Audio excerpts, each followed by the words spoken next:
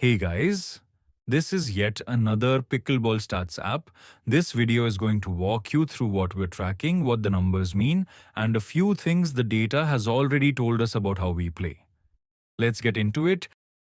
Every single point gets logged through a quick tap-based flow. For each rally we record who served, and whether it was an ace, a fault, or a normal serve, who returned, and whether the return was clean or an error, who hit the third shot, and whether it landed in, who hit the second to last shot. Basically, who set up the point, who hit the final shot, what type of shot it was, dink, drive, drop, smash, etc. And finally, how the rally ended. A winner, a body shot winner, or an error, net, out, or kitchen. And if it was an error, we also note whether it was forced, the opponent's pressure caused it, or unforced, just a mistake. That's a bit of detail, but it means we can answer questions that normal scorekeeping never could. Metrics we have stayed clear of are rally length, court positioning, kitchen arrival time, and spin, as it would overcomplicate matters. First, the basics. Across the 13 games recorded since day 2, Booz has the upper hand, scoring 126 points total, conceded 110, a net differential of plus 16. Booz leads the head-to-head 7 wins to 6. Deuce games are games that go beyond 11 points. The thrillers. Average margin of victory across all games, about 4.6 points. That is very similar to the overall stats across 170 games. The lead changes 3 times in 2 games, which again is the value we expect in a normal rec game. Nothing crazy up to now. Accuracy. Before we get into the fancy stuff, let's talk fundamentals. The accuracy tab tracks the basics for each player: serve accuracy, return accuracy, and third shot accuracy, plus aces, total winners, and setups, which is when your shot forces an opponent into an error on their very next shot. Simply, it is the number of forced errors created. Right now, Jana's leading the pack on serve accuracy at 96%, while Veera and Oscar sit in the low to mid 80s. The returns are fairly accurate, and even for all players, third shot accuracy is where things get tougher for everyone, and the numbers show it. The high 70s, however, is not where you want to be with that all-important shot. Tika leads in both winners and setups. 30 winners, 23 setups, which is a strong combination. Setups especially matter because they show you're not just finishing points, you're creating the pressure that leads to other people's errors too. At the team level, Booz wins points on their own serve 50% of the time because at 48%, basically even. Neither team has a clear serve-in advantage over the long run. Phases. How performance changes through a game. This is one of my favorites. We split every game into 3 phases: early, score under 6, mid, 6 to 8, and end 9 and above. Then for each phase, we calculate an effectiveness score, your accuracy on those first 3 shots, plus a bonus or penalty based on whether you had more winners than errors. I'm going to go now, have to get to the call center. See you later. Between 70 and 80 is a fair score to have at the beginner level. Well below that means something went wrong. And look at these numbers. Early game is equally good on average, but Weera is the standout. His average effectiveness score over 13 games is 57. That's not a typo. 35 errors in the early game alone for Weera. For Tika, too, the early phase is one of his worst. For Oscar, it's different. He starts out strong and then goes down to the early 70s in the mid and late phases. Jana is the only consistently good performer in all 3 phases. Best performance in any phase goes to Tika in the endgame.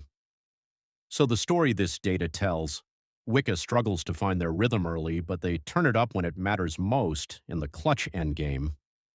However, the results show that what matters is the early momentum gained, not the late struggle to win. Rally endings.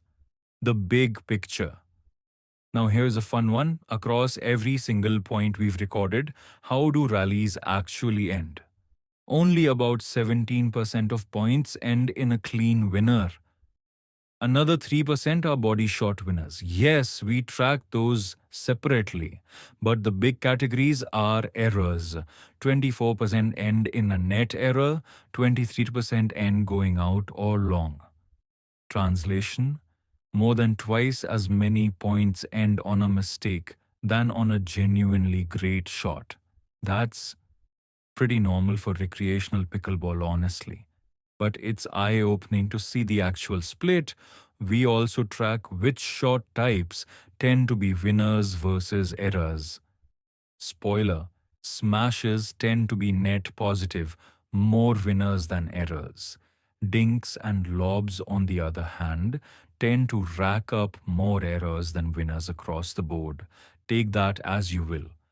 Player ratings. This is the big one, a single number for each player from 0 to 100 that tries to capture how are you performing relative to the other 3 players in this group. 50 is the average. Above 50, you're outperforming the group. Below 50, you're behind it. It's built from 3 things: your first 3 shots accuracy, serve, return, and third shot combined. Your average net impact per game, which is winners minus errors, and your offense versus defense balance, which weighs winners and setups against unforced and forced errors. Important note: because rallies end in errors way more than winners, remember that 17% versus 47% split we just saw, everyone's net impact tends to be negative. That's normal. The rating isn't asking, are you perfect? It's asking, are you better or worse than your friends? That's why it's relative, not absolute. Cross-game trends tracking over time. Now here's where it gets really interesting, because this is the one chart that updates every single time we play. For each player, we plot their net impact, winners minus errors, for every game we've played, game 1 through game 13, as a bar chart. Green bars mean a positive game, red means negative. And right now, it's mostly red for everyone. Jana's averaging minus 2.3 per game, Oscar minus 2.2, Wira minus 2.9, Tika minus 2.4. Pretty tightly clustered. Actually, nobody's wildly better or worse than the group average over the long run. But look at the last game for each player. Jana just had his worst game yet, minus 6. This is the chart we'll come back to every time we add a new game. And honestly, watching these trend lines shift over a season is going to be one of the more satisfying parts of this whole project.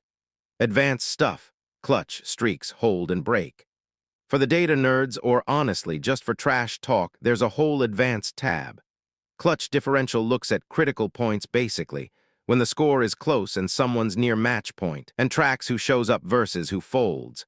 Hold percentage and break percentage are borrowed from tennis. Hold percent is, when your team serves, how often do you actually score before losing serve? Break percent is the same thing, but for your opponent's serve. Longest droughts track the most consecutive points a player went without hitting a single winner.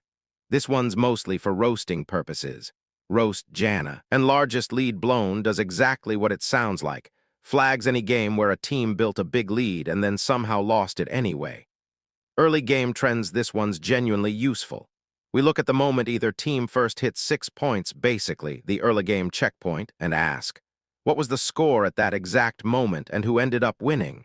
This tells us things like, when Booze gets to 6 points, the only guarantee that they win is if Wicca is at 1 or 0 points. It also shows that Wicca has never had anything better than a 6-2 lead over Booze. If that confused you, forget it.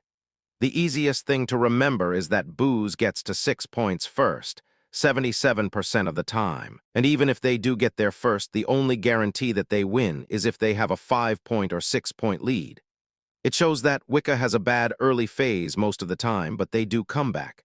Player of the match and MVP titles. Every completed game automatically crowns a player of the match, whoever had the best winners minus errors for that game. Over time, these add up into MVP title counts per player. There's a lot more that I haven't shown you, but you'll figure it out, or not. Is this overkill for a casual pickleball group? Yes, absolutely. But now when someone says, I'm playing great today, we can just check. Thanks for watching. See you on the court.